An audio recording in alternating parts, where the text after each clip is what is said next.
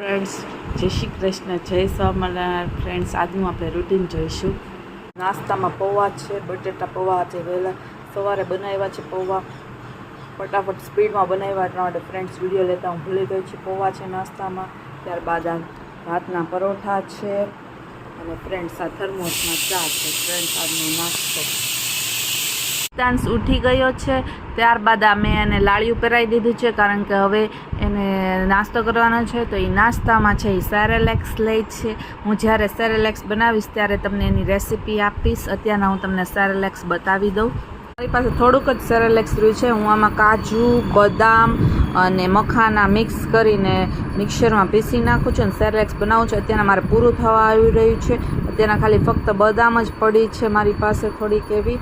આવી રીતના હું સેરેલેક્સ 2 ચમચી આપું છું. થોડુંક એવું પાણી મિક્સ કરીને સવારના બાળકો માટે હેલ્ધી રહે છે. હવે મિતાન મેનુમાં હતું ભૂંડાનું શાક, મોટું શાક, દાળ ભાત રોટલી, સાંજે દૂધીનું શાક, થેપલા, હર્ષિલ માટે બટેકાનું શાક, સવારના નાસ્તાના થેપલા. ફ્રેન્ડ્સ, આજનું મેનુ છે, તમે જોઈ શકો છો. ફ્રેન્ડ્સ, મેથીના થેપલા બનાવવાના છે. 4 જ ગોયણા છે, બૈચા છે.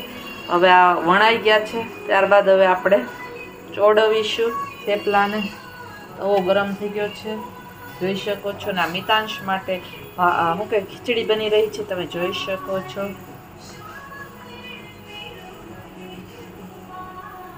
ગોડ ફ્રેન્ડ્સ, આપણા થેપલા રેડી થઈ ગયા છે, તમે જોઈ શકો છો.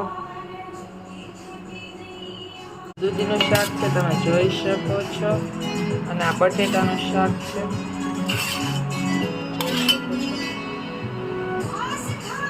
ના ચીલા બની રહ્યા છે નાસ્તામાં, તમે જોઈ શકો છો. આ રવાનું બેટર છે, આમાં ખાટી છાશ નાખી છે અને મીઠું એડ કર્યું છે.